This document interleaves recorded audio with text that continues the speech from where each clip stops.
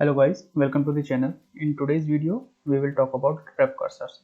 Ref cursors are basically the PL/SQL data types that can be used to declare variables whose values is the memory address of the query work area on the database.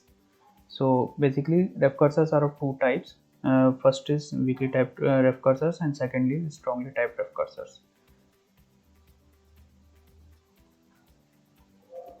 To declare a ref cursor, we will use the normal declaration and means anonymous block. Let's have a look on how to declare the ref cursors. First, we will use the declaration section in which we will declare our type that will be of ref cursor type. Let's name it as my ref cursor.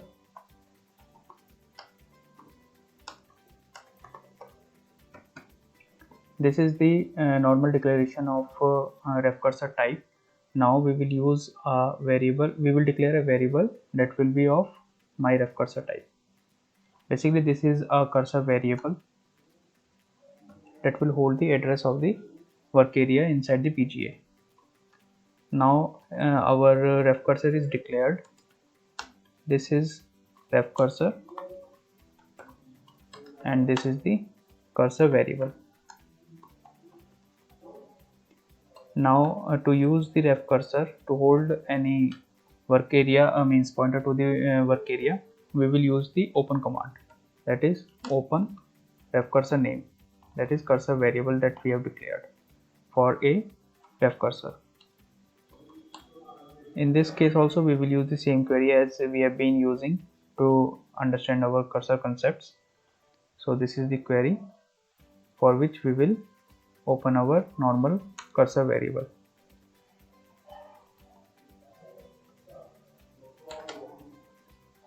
So now that we have written a command to open the cursor, we will loop through the cursor as we have been doing in earlier explicit cursor cases.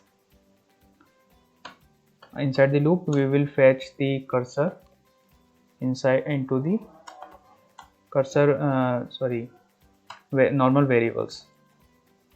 Let's declare two variables for holding the values of each column. First is we call a, that will be of number type, and second will be of we call b, that will also be of number type. So this will be fetched by the cursor into these variables. Basically, the records written by the cursor underlying SQL query will be returned into the normal we call a and we call b variables. Now we will check whether there is any more record inside the cursor or not using the cursor name percent not found cursor attribute. This cursor attribute I have already explained to you in the previous video. After that, checking for the exit condition, we will use our business. We will write our business logic here. In this case, we are writing only the DBMS output to print the values that are returned by the cursor. So in this case, we are printing the value as earlier. Let's try to copy the code from the explicit cursor case. So this is the normal cursor output code that we have written earlier. In this case, I will be just changing the DB string, output string. So this is the basic code for looping through the result set that is written by the SQL query of the ref cursor. Now that we have opened the cursor and looped through the cursor, then after that we will be using the close command to close the cursor explicitly. So now our code has been completed. Let's try to run it using the run statement. It is showing anonymous block completed on the script output, and on the DBMS output we are able to see our records that is returned by the cursor query into the cursor. As you can see that this query is returning 4 records with call A values 1 2 3 4 and call B values also 1 2 3 4, and on the output we are able to see call A as 1 2 3 4 and call B as 1 2 3 4. So the underlying concept is same. The only difference is that in cursor variables or ref cursors, we are explicitly declaring the ref cursor type and cursor variables. So in this case I have declared a ref cursor that is not having any specific return type, so it is a weakly typed ref cursor. As I've already told you that ref cursors are of two types. In this case, this is a weakly typed ref cursor. Let's try to understand the concept of strongly typed ref cursor.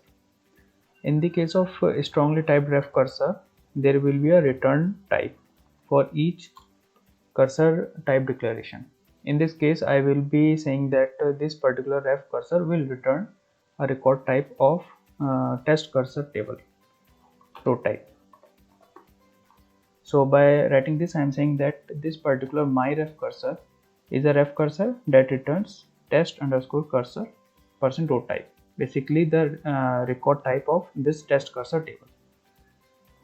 So in this case, if I change the query here, and like I am just returning a single column from the table, and also here I just change the fetch command to hold only the column A. But in this case, let's try to have a look on what will be the output.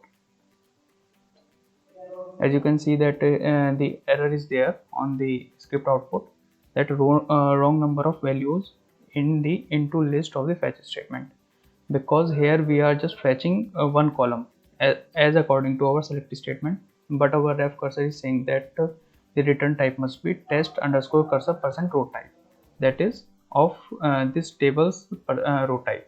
As this table has a row type of column A and column B, so this must match.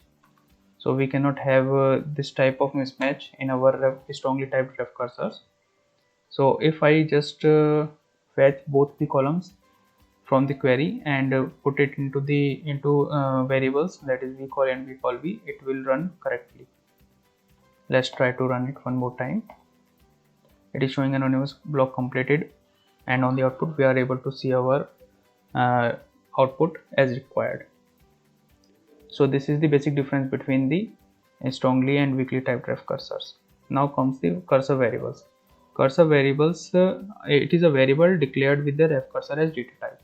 As you can see that I have already told you that here is the cursor variable declaration, which is a declaration of variable with ref cursor as a type.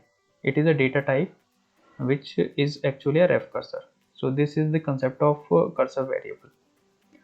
After that comes the sysref cursors. Sysref cursors are also the ref cursors. The only difference is that the sysref cursors are of weakly typed.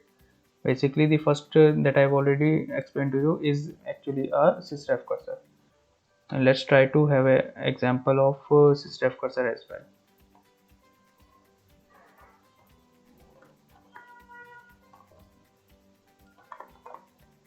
Suppose that we declare a variable called vSysref cursor that will be of type sysref cursor,